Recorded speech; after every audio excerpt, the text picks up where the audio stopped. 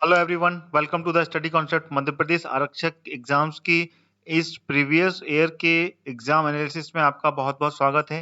ये 2012 से लेके 2016 तक के जितने भी व्यापम के द्वारा एग्जाम्स कंडक्ट किए गए हैं, उन सभी आरक्षक के एग्जाम्स का यहाँ पर पेपर एनालिसिस चल रहा है, जिसमें कि लगातार मैं इन पेपर्स के एनालिसिस लेके आ रहा हूँ और ये 17वां एनालिसिस है। यानी कि इससे पहले 16 पेपर्स का, जिसमें कि जीके का पार्ट का पूरा मैंने एनालिसिस किया है, तो वो सभी बहुत ही ज़्यादा इम्पोर्टेंट है और उसमें 2016 के जितने भी आरक्षक एग्जाम्स के पेपर हुए थे उन सभी का एनालिसिस मैंने किया है। तो वो भी वीडियोस आप देखें और इस वीडियो में भी मैं अगले 20 क्वेश्चंस जो कि स्टैटिक जीके पर हैं, वो सारे मैंने इसमें कवर किए हैं और इसमें 20 क्वेश्चन ही हमेशा आते हैं, ठीक है, स्टैटिक जीके के, जिसमें कि पूरा इंडिया का करंट अफेयर्स, इंडिया का स्टैटिक जीके, इंडिया का स्पोर्ट्स और जो भी इंडिया का है पूरा जो भी जीके है वो जीके का पार्ट पूरा मध्य प्रदेश पुलिस आरक्षक में पूछा जाता है। तो आप इस पूरे के पूरे पेपर को कंप्लीट जरूर देखें और जरूर इस पूरे वीडियो को देखें और वीडियो अगर आपको पसंद आता है तो वीडियो को आप लाइक भी करें और वीडियो को शेयर भी करें। तो चलिए शुरू करता हूं ये 17th वीडियो और मेरे इस स्टडी कॉन्सेप्ट चैनल को सब्सक्राइब कर लीजिए मेरी इस पूरी सीरीज को देखने के लिए। तो चलिए शुरू करता हूं ये पेपर, जिसमें कि मैंने 20 क्वेश्चन कवर किए हैं। ये जो पेपर है ये 2016 का 4 अगस्त का सेकेंड शिफ्ट का पेपर है ये, ठीक है, जिसमें कि मैंने टोटल 20 क्वेश्चंस आए थे जीके के, वो पूरे के पूरे 20 क्वेश्चंस का यहाँ पर मैंने एनालिसिस किया है। आप पूरा अंत तक जरूर देखें और वीडियो को पसंद आए तो लाइक जरूर कीजिएगा और साथ में शेयर भी करते जाइएगा। तो ये पहला क्वेश्चन आ गया है आपका इसका, और इसमें पूछा है महासागर का पृथ्वी की सतह पर लगभग कितना खालिस्तान आवरण है? 50%, 70%, 90 या फिर 95? तो इसका जो सही उत्तर है वो कौन सा है? तो इसका सही उत्तर है 70%। पृथ्वी पर समुद्र अगर देखा जाए तो 70% एरिया में पूरा का पूरा समुद्र ही समुद्र है, बाकी का 30% जो है वो पूरा भूमि है यहाँ पर, और 70% में आपका पूरा समुद्र का आवरण है। तो this is the correct answer. समुद्र से घिरा हुआ है पूरा, ठीक है, आवरण का मतलब है समुद्र से पूरा घिरा हुआ है। अगला क्वेश्चन आ गया, भारत के राष्ट्रपति द्वारा नामित लोकसभा में एंग्लो भारतीय की अधिकतम संख्या कितनी होती है? 2, 5, 1 या 10? तो बताएं इसका आंसर क्या है? तो इसका सही उत्तर है 2।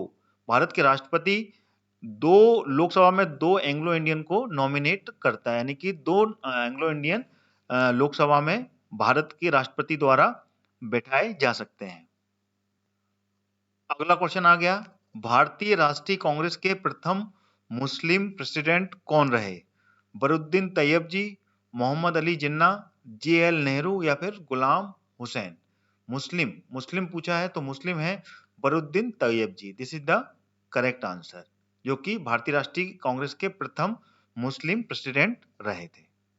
अगला क्वेश्चन आ गया, आईटी पर है, ये कंप्यूटर पर रिलेटेड है। आईटी सूचना प्रौद्योगिकी को बढ़ावा देने के लिए मध्य प्रदेश एजेंसी के रूप में जाना जाता है किसको? मैप आईटी, एमपीए पिट, एमपीआईटी या फिर मैप पिट? तो इसका सही उत्तर कौन सा है? इसका सही उत्तर है ऊपर वाला, मैप आईटी। मैप आईटी जो है ये आईटी इंफॉर्मेशन टेक्नोलॉजी को बढ़ावा देने के लिए मध्य प्रदेश की एक एजेंसी है। अगला क्वेश्चन आ गया आपके सामने, भारत रत्न से सम्मानित पहली महिला कौन थी? यानी कि वो पहली महिला कौन थी जिसको कि भारत रत्न मिला था? अरुणा आसिफ अली, MS सुब्बालक्ष्मी, इंदिरा गांधी या फिर मदर टेरेसा? सबसे पहले किस भारतीय महिला को भारत रत्न से सम्मानित किया गया था? तो इसका सही उत्तर है इंदिरा गांधी, ठीक है, जो कि भारतीय राष्ट्रीय कांग्रेस की अध्यक्ष भी रही हैं और कांग्रेस की तरफ से भारत की प्रधानमंत्री का पदभार भी इन्होंने संभाला है, ठीक है ना। और इन्हीं को सबसे पहले भारत रत्न मिला था, जो कि पहली महिला बनी थी जिनको कि भारत रत्न दिया गया था। This is the correct answer. अगला क्वेश्चन, भारतीय समूह के अध्यक्ष कौन है? सुनील मित्तल, लक्ष्मी मित्तल, गोपाल मित्तल या फिर रवि रुइया? तो इसका सही उत्तर है Sunil Mittal. This is the correct answer. Bharti मतलब भारती एयरटेल, जो एयरटेल कंपनी है, ठीक है ना, उसके मालिक हैं ये, और उसका नाम है भारती समूह। भारती ग्रुप बोलते हैं उसे, भारती ग्रुप बोलते हैं, और इसकी बहुत सारी कंपनी है, ठीक है ना। इनकी इंश्योरेंस सेक्टर में भी इन्होंने इन्वेस्टमेंट करके रखा है और म्यूचुअल फंड में भी है। तो ये भारतीय समूह के अध्यक्ष हैं सुनील मित्तल। अगला क्वेश्चन आ गया 7वां, इनमें से कौन सा भारत की केंद्र सरकार का सार्वजनिक ऋण का एक वर्ग नहीं है? आंतरिक ऋण, विदेशी ऋण, अन्य रियायतें, या फिर बुरा ऋण? तो इसका सही उत्तर है बुरा ऋण। ऐसा कोई भी ऋण नहीं होता है केंद्र सरकार का सार्वजनिक ऋण, इस नाम से कोई भी नहीं है, ठीक है। अगला क्वेश्चन आ गया, किनका लोकसभा के अध्यक्ष के रूप में सबसे लंबा कार्यकाल था? बलराम जाखड़, जीएस ढिल्लो, जीवी मालवंकर, या फिर पीए संगमा? तो इसका जो सही उत्तर है Balram Jakhar, this is the correct answer. ये सबसे ज्यादा लंबा कार्यकाल बलराम जाखड़ जी का रहा, जो कि लोकसभा में अध्यक्ष के रूप में इन्होंने कार्य किया। साथ ही साथ में ये मध्य प्रदेश के राज्यपाल भी रह चुके हैं, ठीक है। मध्य प्रदेश के गवर्नर के रूप में भी इन्होंने काम किया था, ठीक है ना, गवर्नर भी रह चुके हैं बलराम जाखड़। अगला क्वेश्चन आ गया, इनमें से कौन सा भारत की केंद्र सरकार का सार्वजनिक ऋण का वर्ग नहीं है? ये रिपीट हो चुका है मेरे ख्याल से। अगले क्वेश्चन की ओर चलते हैं, ये पहले से आ चुका है।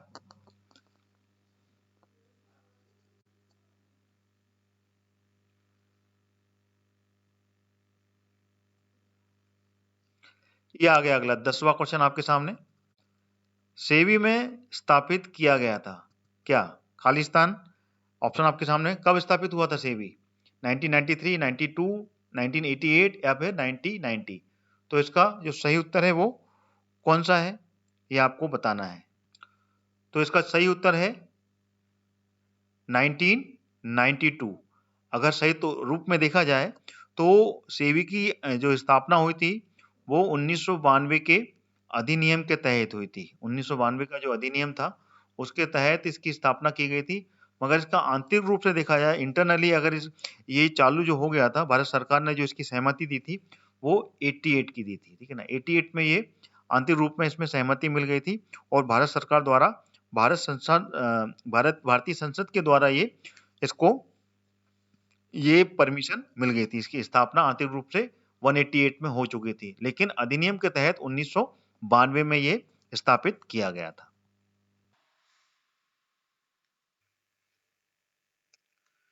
दोस्तों, आगे जाने से पहले मैं आपको बताना चाहूंगा अनअकैडमी के बारे में। अनअकैडमी लेकर आया है आपके लिए एक फ्री प्लान, जिसमें कि आपको एमपी के टॉप एजुकेटर से पढ़ने का सुनहरा मौका मिलेगा, और साथ ही साथ में आपको मिलेगा 500 से ज्यादा free live classes every week with the doubt clearing, ठीक है ना। Free weekly mock test, free live quiz जो कि 20,000 से ज्यादा रहेंगी, और साथ ही साथ में आपको मिलेंगे 20 फ्री लाइव क्विजेस। इस फ्री प्लान को अनलॉक करने के लिए, एक्सेस करने के लिए आज ही डाउनलोड करें अनअकैडमी का ऐप, और मेरा जो रेफरल कोड है हरदयाल कुशवाहा उसको यूज करें और इस फ्री प्लान को अनलॉक करें। क्या आप अपनी तैयारी को मजबूत करने के लिए एक मॉक टेस्ट ढूंढ रहे हैं? तो अनअकैडमी आपके लिए लेके आया है MPPSC prelims full length test, जिसमें आपको मिलेंगे live mock test and access मिलेगा 20 से ज्यादा फुल लेंथ जो भी मॉक टेस्ट हैं उनका, जो कि पिछले महीने ही लाए हुए हैं। और यही नहीं, टॉप 3 जो रैंकर्स होंगे उनको मिलेगा अनअकैडमी का 1 मंथ का फ्री सब्सक्रिप्शन प्लान। तो आज ही अपनी जीत की तैयारी दर्ज करें अनअकैडमी के साथ में। आइए अब जान लेते हैं अनअकैडमी के प्लस बैचेस के बारे में, जो आपकी हर जरूरत के लिए एकदम परफेक्ट हैं। जी हाँ, अब अनअकैडमी के साथ आप अपने प्रिपरेशंस की जरूरत के हिसाब से अपने बैचेस को ज्वाइन कर सकते हैं और अपनी एमपीपीएससी प्रीलिम्स 2020 के लिए सिलेक्शन पक्की कर सकते हैं। ये सारे बैचेस बहुत ही जल्दी शुरू हो रहे हैं। आप अपनी प्रिपरेशन में जहां भी हैं, आपको बहुत ही ज्यादा मदद करने वाले हैं। तो आइए जानते हैं इन सभी सब्सक्रिप्शंस के बारे में और इन सभी बैचेस के बारे में। जो भी विद्यार्थी प्रीलिम्स 2020 क्लियर करना चाहते हैं, ध्यान से सुने। आपकी तैयारी के लिए अनअकैडमी लेकर आया है 60 डेज का crash course with MCQ series practice के लिए। थ्योरी लाइव रिवीजन दिन में, और सब्जेक्ट वाइज जो लाइव एमसीक्यू सीरीज है वो रात में होगी। और साथ ही साथ में आपको टॉप एजुकेटर्स के द्वारा लाइव कोर्स और पीडीएफ नोट्स भी मिलेगा, और उसके साथ में आपको मिलेगा 20 से ज्यादा full length test with live test paper analysis on every weekend. यह बैच स्टार्ट हो चुका है 14 जनवरी को, तो आज ही जाकर एनरोल करें और अपनी तैयारी को पक्की करें। क्या आपका थ्योरी का रिवीजन हो गया है और आपको सब्जेक्ट वाइज एमसीक्यू का रिवीजन चाहिए? तो आपके लिए अनअकैडमी लेके आया है 60 days revision batch course through subject wise MCQ series. इसमें आपको सब्जेक्ट वाइज एमसीक्यू सीरीज का रिवीजन होगा और हर क्लास के बाद में आपको इसके नोट्स भी प्रोवाइड कराए जाएंगे। यह बैच भी स्टार्ट हो चुका है 14 जनवरी से, तो ज्वाइन करने में बिल्कुल भी देरी ना करें और इसका जो लिंक है वो मैंने इस वीडियो के डिस्क्रिप्शन बॉक्स में डाल दिया है, वहां से आप उसको सब्सक्राइब कर सकते हैं। क्या आप एमपीपीएससी की तैयारी शुरू कर रहे हैं और डेडिकेटेड गाइडेंस चाहते हैं, तो मैं आपके लिए foundation batch for MPPSC prelims and mains के लिए रिकमेंड करूंगा, जो कि स्टार्ट हो रहा है 19 जनवरी से। यह 10 मंथ का कोर्स है। इसमें आपको मिलेगी live classes with top educators, साथ ही साथ आपको मिलेगा पीडीएफ रिवीजन नोट्स और वीकली मेगा क्विज। इस कोर्स का लिंक भी मैंने इस वीडियो के डिस्क्रिप्शन बॉक्स में डाल दिया है। आप अपने सपने साकार करें अनअकैडमी के साथ में। क्या आप अपना रिवीजन अपनी स्पीड में चाहते हैं और रिवीजन आपका पहले से चल रहा है, तो आप अपने रिवीजन के लिए रिकॉर्डेड रिवीजन बैच ज्वाइन करें। संपूर्ण ज्ञान में आपको सारे रिकॉर्डेड रिवीजन सेशन मिलेंगे, जहां आपको आपके पेस के हिसाब से आप पढ़ सकते हैं और साथ में आपका डाउट भी आप क्लियर कर सकते हैं। और संकल्प बैच में आपको मिलेगा डेडिकेटेड डाउट क्लियरिंग आपके रिवीजन को बूस्ट करने के लिए। रिवीजन इज वेरी इंपॉर्टेंट, तो आज ही इस बैच को ज्वाइन करें और एक ही सब्सक्रिप्शन में आपको पूरा एक्सेस मिल जाएगा। जिन लोगों ने प्रीलिम्स क्लियर कर लिया है उन सभी विद्यार्थियों को मेरी तरफ से मैनी कॉन्ग्रेचुलेशंस, बहुत बहुत बधाई। अब अपने मेंस की तैयारी में बिल्कुल चूक ना करें। आप लोगों के लिए अनअकैडमी लेके आया है स्वप्न पूर्ति बैच, जिसमें कि आपको 35 दिनों में एमपीपीएससी मेंस की कंप्लीट प्रिपरेशन कराई जाएगी with dedicated answer writing practice के साथ में। तो आज ही अपनी सफलता की सीढ़ी को एक कदम और आगे बढ़ाएं अनअकैडमी के साथ में।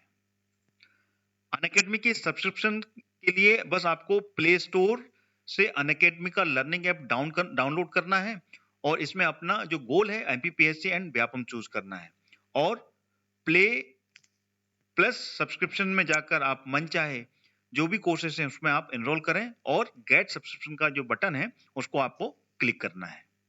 इंस्टेंट 10% का फीस में डिस्काउंट पाने के लिए मेरा रेफरल कोड हरदयाल कुशवाहा, जो कि कैपिटल लेटर में कैपिटल लेटर में लिखा हुआ है, उसको आपको एंटर करना है। तो देर किस बात की है दोस्तों, आज ही डाउनलोड कीजिए अनअकैडमी का लर्निंग ऐप और एमपीपीएससी एंड व्यापम को क्रैक करने के लिए तैयार हो जाइए। Let's crack it. अगला क्वेश्चन आ गया आपके सामने। मोरारजी देसाई के बाद भारत के प्रधानमंत्री कौन बने थे? इंदिरा गांधी, राजीव गांधी, चरण सिंह या फिर उपरोक्त में से कोई नहीं। तो इसका सही उत्तर कौन सा है? तो इसका सही उत्तर है चरण सिंह। चौधरी चरण सिंह के नाम से इनको जानते हैं, चौधरी चरण सिंह पूरा नाम है इनका। और ये मोरारजी देसाई के बाद में ये प्रधानमंत्री बने थे और ये उत्तर प्रदेश के मुख्यमंत्री सीएम भी रह चुके हैं। ठीक है, तो this is the correct answer. दोस्तों अगर वीडियो आपको अच्छा लग रहा है, जिस तरीके से मैं एनालिसिस दे रहा हूं, तो आप वीडियो को लाइक करते हुए चलें, साथ में वीडियो को शेयर भी करें, जिससे कि अन्य जितने भी स्टूडेंट्स हैं जो कि आरक्षक के एग्जाम की तैयारी कर रहे हैं उनको भी पिछले पेपरों का एनालिसिस मिल पाएगा और वो पूरा एनालिसिस जो भी एनालिसिस है एग्जाम्स का वो देख पाएंगे। अगला क्वेश्चन आ गया। असम खालिस्तान के रूप में जाना जाता है। लाल नदी और नीले रंग की पहाड़ियों की भूमि, भारत के ऑटोमोबाइल की राजधानी या भारत के स्टील का शहर या फिर पत्थरों का शहर। तो इसका सही उत्तर कौन सा है? तो इसका सही उत्तर है पत्थरों का शहर। This is the correct answer. ठीक है, अगला क्वेश्चन आ गया। कर्नाटका में लिंगायत आंदोलन किसने शुरू किया था? पंपा, बसवन्ना, राणा या फिर कुवेम्पु। तो इसका सही उत्तर कौन सा है? तो वो है बसवन्ना।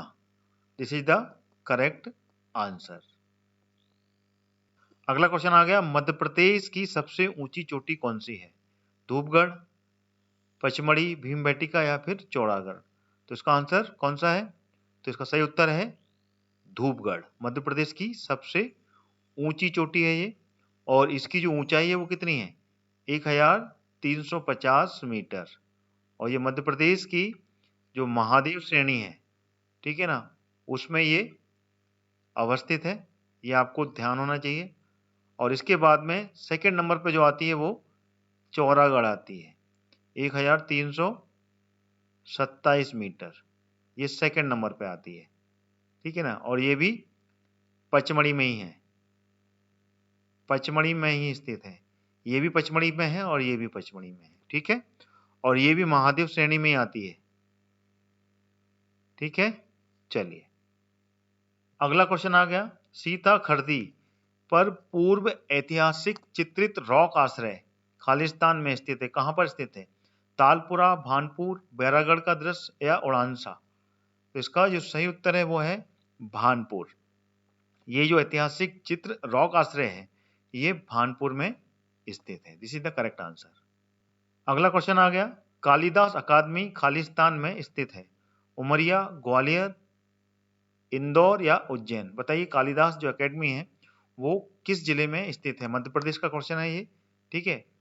और इसका जो सही उत्तर है वो है Ujjain. This is the correct answer. Kalidas ji का जन्म भी उज्जैन में ही हुआ था और ये उज्जैन में ही जो सम्राट विक्रमादित्य थे, ठीक है ना, उज्जैन में जो सम्राट विक्रमादित्य थे उनके दरबार में ये नवरत्नों में से एक थे, ठीक है। उज्जैन के जो राजा रहे, राजा विक्रमादित्य, जो जिनका असली नाम चंद्रगुप्त द्वितीय है, चंद्रगुप्त द्वितीय था, ठीक है, जो कि गुप्त वंश के थे, गुप्त वंश के थे ये, ठीक है। हो गया क्लियर? चलिए आगे बढ़ते हैं। अगला क्वेश्चन आ गया। भारतीय संविधान इसके द्वारा तैयार किया गया था? संसद, संविधान सभा, कांग्रेस पार्टी या ब्रिटिश सरकार? तो इसका आंसर क्या है? तो इसका आंसर है संविधान सभा। This is the correct answer. जो संविधान है, भारतीय संविधान, संविधान सभा के द्वारा तैयार किया गया था। और संविधान सभा में प्रारूप समिति के जो अध्यक्ष थे वो कौन थे? वो थे भीमराव अंबेडकर जी, ठीक है ना। और इन्होंने ही पूरा का पूरा संविधान का प्रारूप बनाया था, ठीक है ना। और इसमें जो एडवाइजरी कमेटी के अध्यक्ष थे वो कौन थे? BN राव जी, ठीक है। और संविधान सभा के अध्यक्ष कौन थे? डॉक्टर राजेंद्र प्रसाद। संघीय समिति के अध्यक्ष कौन थे? पंडित जवाहरलाल नेहरू जी, ठीक है। क्लियर हो गया? चलिए आगे बढ़ते हैं। और संविधान कब बन के तैयार हुआ था? ये भी मैं आपको बता दूं, 26 नवंबर 1949 को ये बनकर तैयार हो गया था। और लागू कब हुआ था? ये 26 जनवरी 1950 को। तो ये 26 जनवरी को हम संविधान दिवस मनाते हैं, यानी कि गणतंत्र पर्व मनाते हैं, ठीक है। तो this is the correct fact. अगला क्वेश्चन आ गया। ये शिवाजी के पुत्र थे, इसमें से कौन थे जो कि शिवाजी के पुत्र थे? संभाजी, राजा राम साहू या फिर ताराबाई? तो इसका सही उत्तर है संभाजी। संभाजी जो थे वो शिवाजी के पुत्र थे, ठीक है।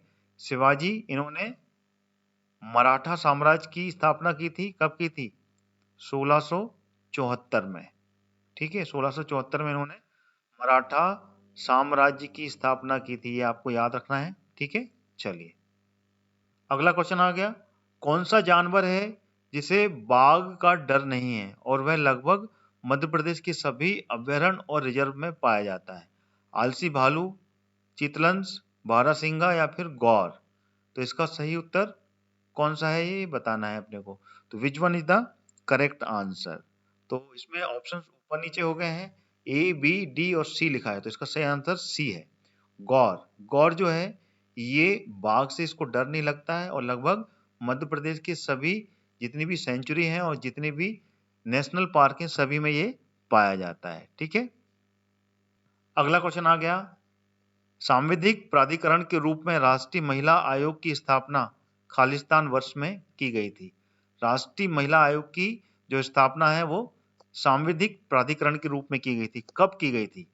92 में, 90 में, 73 में या फिर 75 में। तो इसका आंसर कौन सा सही है? तो इसका सही उत्तर है 1992 में इस महिला आयोग की स्थापना की गई थी। तो this is the correct answer. अच्छा, ये याद रखना, ये जो वर्ड लिखा हुआ है, दो शब्द सांविधिक प्राधिकरण, इसको बिल्कुल याद रखना। इसी प्राधिकरण के रूप में राष्ट्रीय महिला आयोग की स्थापना 1992 में की गई थी। अच्छा, इसका जो अधिनियम है ये 1990 में पारित हो गया था, लेकिन ये जो महिला आयोग की स्थापना 2 साल बाद 1992 में की गई थी।